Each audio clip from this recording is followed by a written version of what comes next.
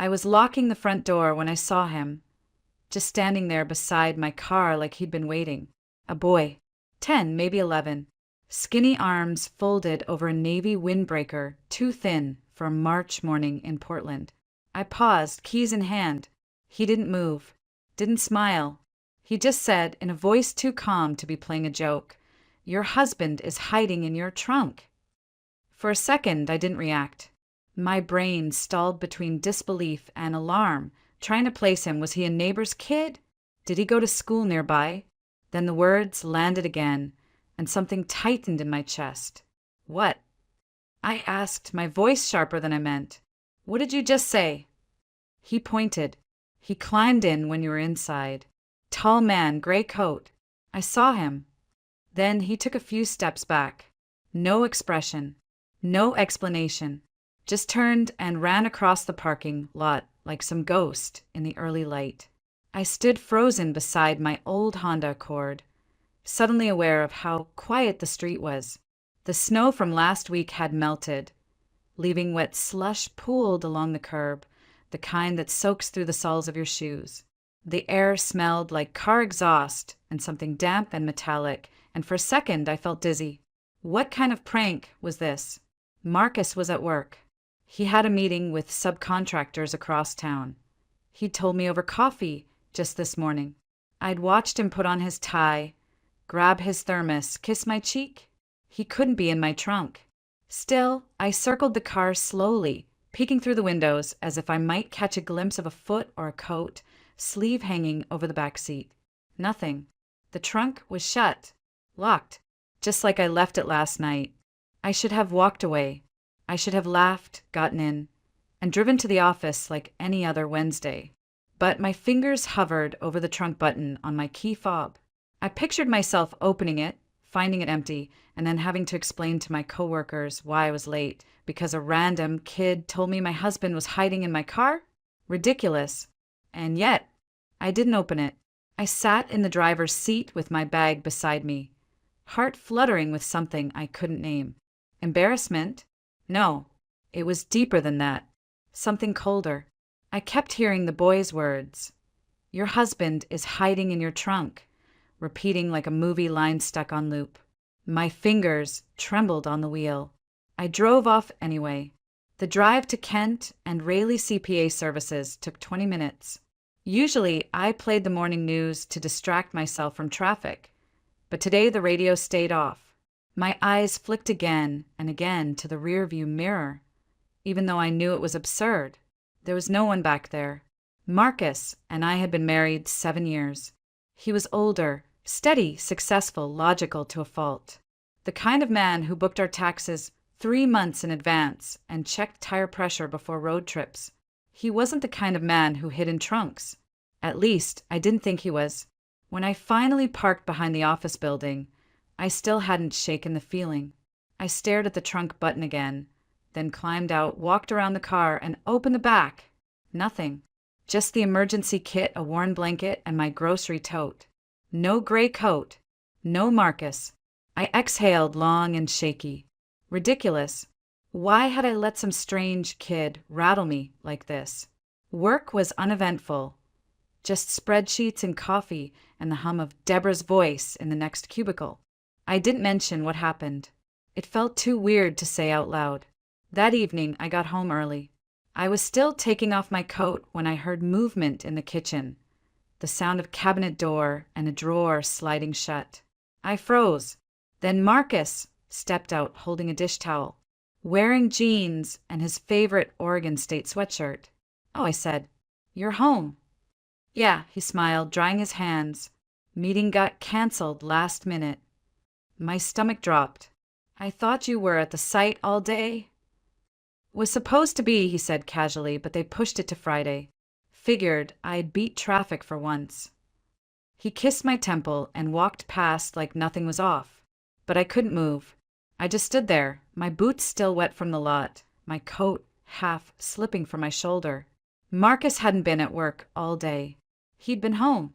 And I didn't know what scared me more, that a strange boy had said my husband was in my trunk, or that for the first time since we got married, I didn't believe Marcus when he smiled. Not even for a second. Dinner that night was pasta with lemon and shrimp, my favorite. Marcus moved around the kitchen with the same ease he always had, pouring wine, adding just the right amount of chili flakes, humming some old Fleetwood Mac song under his breath. He looked relaxed, normal, almost too normal. I sat at the counter, watching him chop parsley like nothing had happened, like he hadn't lied about an entire workday. My appetite was gone, but I forced myself to eat. Pretend everything's fine. That's what you do when something cracks. You patch it with silence and routine and soft nods across the table. He talked about weekend plans, about how we should finally take that drive to the coast, about possibly repainting the bedroom. I nodded, smiled. I might have even laughed at some point. But inside, something had shifted. It wasn't dramatic, like a bomb going off. It was quieter than that, like a floorboard warping beneath your feet. When we went to bed, Marcus held me like always, arm draped across my side, his body warm and familiar. I stared at the ceiling long after his breath turned rhythmic. I kept thinking about that damn boy, his voice, his certainty, the way he said, "Your husband," like he knew something I didn't, something I refused to see. The next morning, I parked a little farther from the building than usual. I told myself it was to get extra steps in, but really I didn't want Marcus to recognize the exact parking spot. If he had been there, if that wasn't just paranoia whispering through my ribs. The day was quiet. No strange boys. No gray coats. Just the usual. Payroll updates, phone calls from slow clients, Deborah humming show tunes off key. But then something odd happened. Marcus texted around lunchtime. "Marcus, 12:47 p.m. How's work going? You have lunch with Deb again today?" He never asked those things. Not in the middle of the day. Not with that specific tone. I stared at the message for a while before replying. "Me, yeah. Usual Wednesday. You?" "Marcus, boring. Meetings all morning. I miss you." I held the phone a little longer than necessary. Read those words twice. "I miss you." Sweet, right? But something in me recoiled. It felt planted, performed, as if he knew I was on edge and was trying to fill the space with something tender, something rehearsed. I looked up at Deborah, who was reading her lunch order receipt. I opened my mouth, almost told her everything. The boy, the lie about the meeting, the silence last night that felt like glue holding a cracked vase. But I didn't. Instead, I asked if she wanted to go get coffee. We left the office and crossed the street to Oak and Brew, the tiny cafe with burnt espresso and great muffins. We sat by the window. The sun was beginning to slip lower in the sky, casting long shadows across the sidewalk. Deborah rambled about her latest online date, some guy who lied about his height and brought a fanny pack. I smiled, trying to keep up. Then she asked, "Everything good at home? You seem a little, I don't know, quiet." I nodded. "Yeah, just tired." She gave me a look, the kind only people who've worked next to you for years can give. But she didn't press, just said, "Tell Marcus to take you somewhere nice this weekend. You both deserve a break." That night, after Marcus fell asleep, I stared at the ceiling again. But this time I didn't stay still. I got up, padded barefoot across the floor to my work tote and pulled out the key fob. I stood by the bedroom window, staring down into the parking lot, illuminated by dim yellow street lamps. My car sat beneath a tree, branches trembling in the breeze. I hit the unlock button, then the trunk release. It popped open with a faint mechanical click. I didn't move, just stared at it from 3 floors up, waiting for what? I didn't know. Nothing happened. Of course it didn't. But the question remained, why had Marcus lied? And not just about the meeting. There was something else. Something I couldn't name yet. The next morning, I noticed the floor mat on the passenger side of my car was dirty, grimy with that same reddish slush from the parking lot behind my office. I always wiped my shoes before stepping in, always kept my car clean. But there it was, a small mound of half-dried mud tucked into the corner like a secret. That mud had no reason to be there, Unless someone else had been inside. Someone who hadn't wiped their shoes. Someone in a gray coat. I thought of Marcus's boots yesterday, the faint red stains near the heel. I hadn't thought much of it at the time. He said he'd been at the office all day, but there's no mud like that near his building. Only concrete and blacktop. My pulse quickened. The boy's voice echoed again, louder this time. I saw him crawl in while you were inside. I didn't know what to believe, but for the first time I wanted to find out. Really find out. I spent the entire day at work pretending to read spreadsheets. Numbers blurred. Columns danced. I couldn't stop thinking about the mud. That awful reddish smear on my floor mat. It sat in my mind like a wound. I knew the exact shade, the exact texture. That kind of dirt only clung to tires and boots in the back, lot behind my office, where snowmelt pooled in rusty puddles. The only place I'd seen that mud recently was under Marcus's shoes. I checked the weather app. His office had no snow, no slush, just dry pavement. That detail, small, stupid, clawed at me. After lunch, I sat in a corner booth at the cafe across the street. I stared out the window while my tea cooled untouched. The boy, the trunk, Marcus in the kitchen when he shouldn't have been, the dirt, and now the texts. That night, as I loaded the dishwasher, my phone buzzed with a number I didn't recognize. Unknown number. He watches more than you know. That was it. No punctuation. No name. Just that one sentence. I froze, a dish still in my hand. The message sat on my screen like a dare. I read it 3 times. Then I looked toward the living room where Marcus was flipping through a home renovation magazine. He hadn't moved. Wasn't even looking at me. I deleted the message. Slowly. Carefully. Then I smiled like nothing had happened. I didn't sleep that night. Not really. I waited until Marcus's breathing evened out, until his body sank fully into the mattress beside mine, before I slipped out of bed and tiptoed to the kitchen. My car keys sat on the counter. I walked out barefoot, pulling on Marcus's oversized hoodie. The wind was sharp. The air smelled like wet bark and distant chimney smoke. My breath clouded the glass as I opened the car and knelt beside the passenger seat. That same mound of rust-colored dirt stared back at me. I popped the glove compartment. Empty. Nothing strange. Then beneath the seat, where the upholstery met plastic, I saw something. A glint. Just barely. My heart stopped. It was a small black device, no bigger than a lighter. Square, sleek, matte plastic with a blinking green light. A tracker. A damn GPS tracker, wired to the underside of my seat. I sat back hard against the car door. My hands shook. My whole body was vibrating with something that wasn't quite fear yet, but close. Closer than it had ever been. Who put this here? I didn't have to ask. The next morning, I called Deborah. I need a favor, I said, and I need you to not ask questions until later. To her credit, she didn't hesitate. What kind of favor? You know your friend Jason? The security guy. She paused. Yeah, the one who helped my sister install nanny cams. I need him. By lunchtime, my car had a hidden camera, tucked into the dash behind the vent.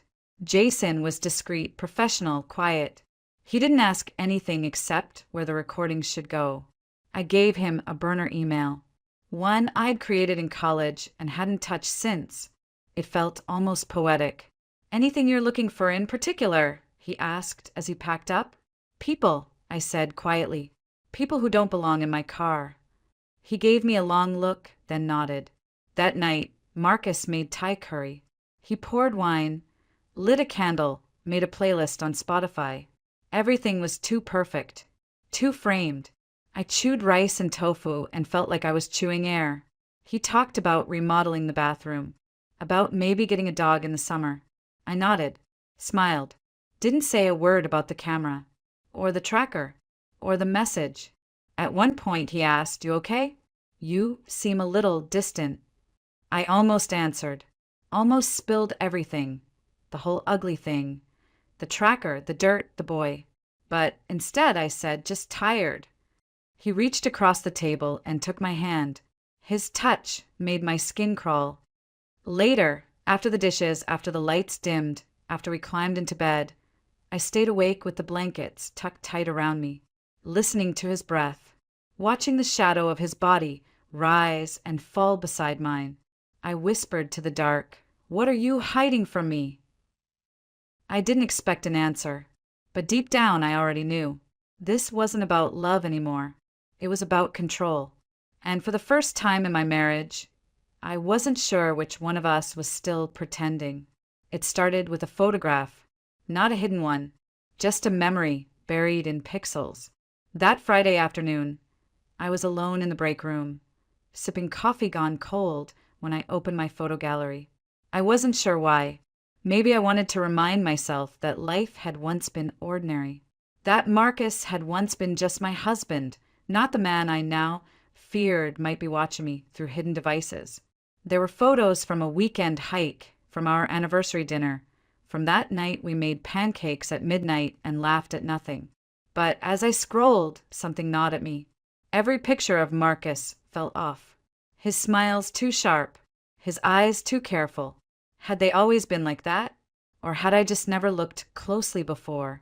That night, I got home before him. The apartment was quiet, bathed in the soft orange glow of the setting sun. I walked into the bedroom and stared at the new wall clock, sleek, modern, silver-rimmed with clean black hands. "He'd bought it a month ago," said the old one ticked too loudly. I stepped closer, tilted my head. It ticked just fine. I stood on the bed and gently lifted it from the hook. The moment it came off the wall, I knew. It was too heavy. The back wasn't smooth. It had a panel with 4 tiny screws. My fingers trembled as I turned it over. There, tucked behind the clock mechanism, was a small lens, barely noticeable unless you were looking for it. A hidden camera. In our bedroom. I dropped it. The clock hit the carpet face down with a muffled thud. I backed away like it had bitten me. Marcus had been watching me, not just tracking where I went, but recording me while I slept, while I dressed, while I thought I was alone. I stumbled into the bathroom, gripped the sink, and stared at myself in the mirror. My face looked pale, lips parted, eyes wide and unblinking. I looked like a woman in someone else's life. My own reflection scared me. He came home an hour later, humming again, carrying takeout, smiling like nothing had shattered. We sat at the table. He asked about my day. I lied. He joked about the slow driver on 13th Avenue. I laughed. I told him the bedroom clock had fallen off the hook. He said weird and never once asked if it broke. I waited until he slept. Then I opened my laptop and checked the hidden camera's footage Jason had sent earlier. I scrubbed through the day. Hours of silence, stillness, then movement. At 12:15 p.m., while I was across the street having lunch with Deborah, someone opened the driver's side door. A tall man in a gray coat. Marcus. He leaned in, looked around, reached beneath the seat, and placed something inside. I couldn't tell what.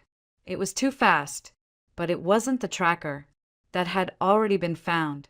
This was something else. My stomach turned. I jumped ahead on the video, fast-forwarding to 3 p.m. Another visitor, a woman. She was tall, slender, her long dark hair pulled back in a ponytail.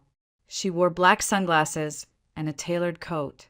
She approached the car with confidence, glanced both ways, then opened the door and ducked inside.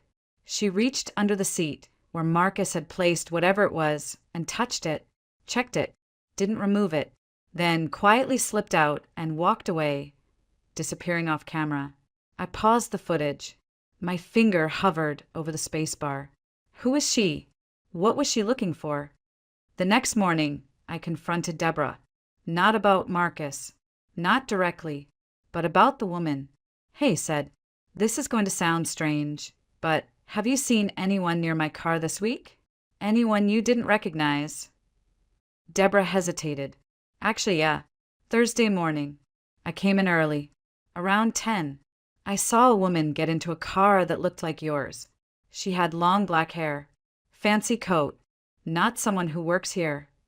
I swallowed. Was Marcus with her? Her eyes widened just a little. He was parked across the lot. Same time.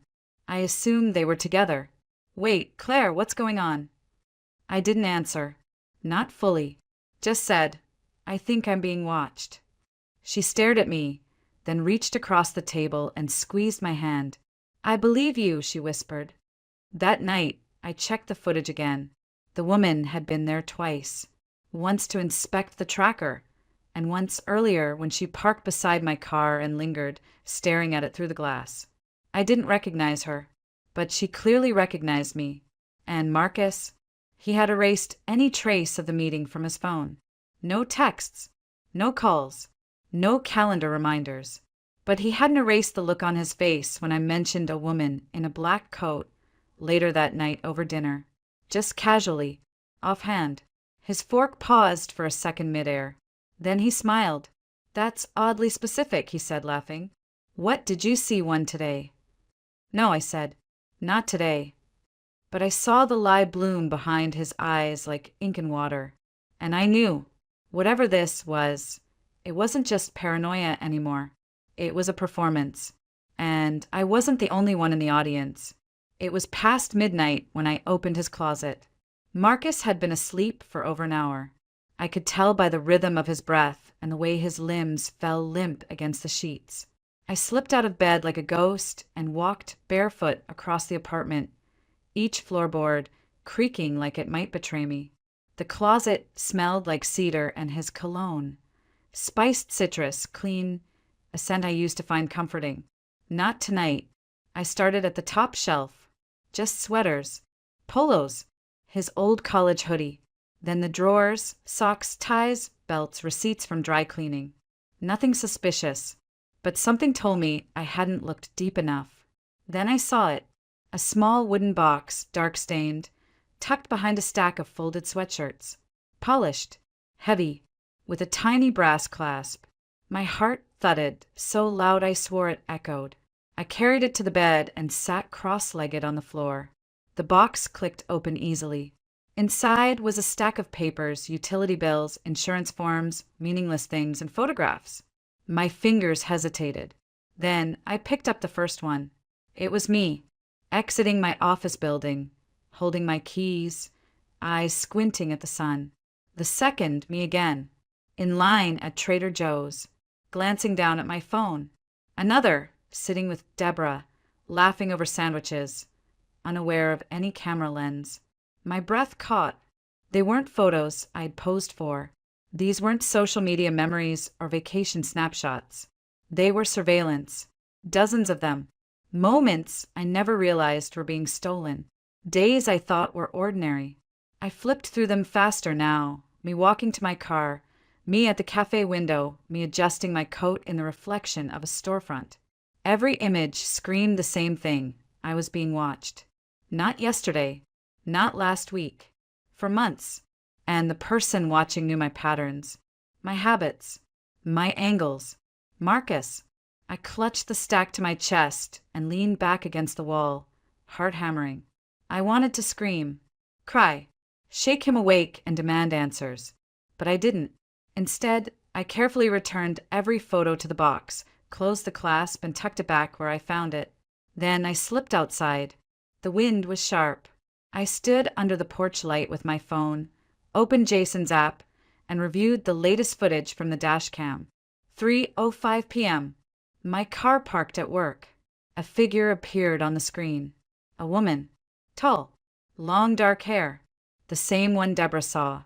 The same one who checked under my seat. She opened the door again.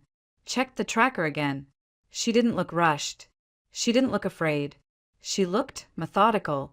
Like this was routine. I went to work the next day and said nothing. I let Marcus kiss my cheek before he left. Let him tell me he'd be late because of a client dinner. I smiled and waved from the window. Then I drove to the parking lot behind Jason's workshop. He was already waiting, clipboard in hand. You found something? I asked. He nodded and gestured me inside. On his monitor, he showed me 2 video clips from earlier that week.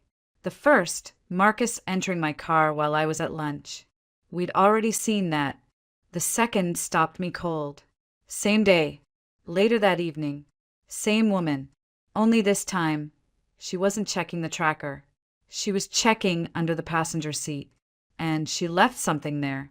Jason froze the frame, zoomed in.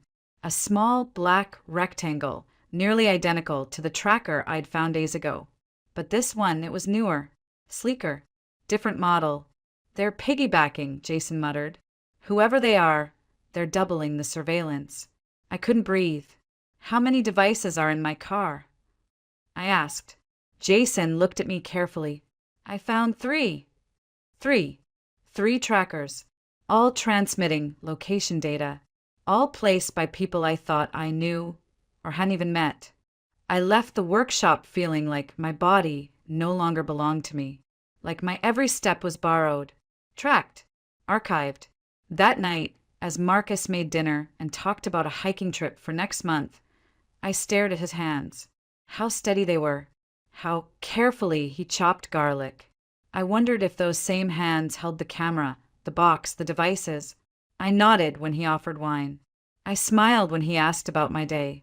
And when we crawled into bed and he wrapped an arm around me, I stared into the dark and thought, I am sleeping beside a man who studies me like a stranger. I am part of a play I never agreed to. And something tells me the final act hasn't even begun. At 6:12 a.m., I woke to the sound of the shower running. Marcus was already in the bathroom. The scent of his shampoo drifted down the hallway, clean, sharp, antiseptic. I lay in bed, staring at the ceiling, heart thudding. My mind returned to the footage, the woman, the devices, the photos, the camera in our bedroom, every piece of it circling like vultures, closing in. I reached for his phone. It was on his nightstand, screen face up. For months it had no password, but now it did. I tried his birthday, our wedding date, my birthday, nothing. I was about to put it down when I noticed a notification, a preview of a text message from a contact saved only as ZK. I didn't have time to read it all, just a glimpse. ZK, everything's ready. 10 a.m., don't forget. Then the screen locked. I placed it back as the water shut off. Over breakfast, Marcus was all smiles. He made omelets, toast, orange juice with pulp. We sat across from each other like two strangers playing a game of domestic bliss. He told me he might be home late. A new project, potential clients, same old lines. But I watched his face when he said 10 a.m. He didn't flinch. He didn't blink. Too perfect. Too smooth. After he left, I called Deborah. There's someone named ZK, I said. Do you know anyone by those initials? She hesitated. ZK? No, not off the top of my head. I paused. He's meeting them today. 10 o'clock. I don't know where or why, but I think it matters. You want me to follow him? She asked. No, I want to follow the devices. She didn't argue. That afternoon, Jason sent me the latest report. One of the GPS trackers had just pinged outside a cafe 2 blocks from my office. I drove there with my hands sweating against the steering wheel. Inside the cafe, there was only one table near the back that had a clear view of the street. And sitting there was the woman, the one from the footage. She wore sunglasses again, dark lipstick and a fitted coat. A coffee cup sat in front of her, untouched. I stayed in my car, parked across the street, barely breathing. At exactly 10:03, Marcus arrived. He slid into the seat across from her, back to the window. I couldn't see his face, but I knew it was him. I didn't need to hear the conversation. I already knew too much. I left. That evening, Marcus came home with flowers, pink peonies. He set them in a vase without a word, then smiled at me like nothing had happened, like he hadn't spent the morning meeting someone he never told me about, following a plan I hadn't been allowed to see. At dinner, he told me about a new contract, a chance to travel, to start over somewhere quieter. Wouldn't that be nice, he asked. Just you and me. away from all this noise. I nodded, but inside I was screaming. After he fell asleep, I took the phone again. Still locked, still hiding everything. So I did the only thing left. I turned to the camera.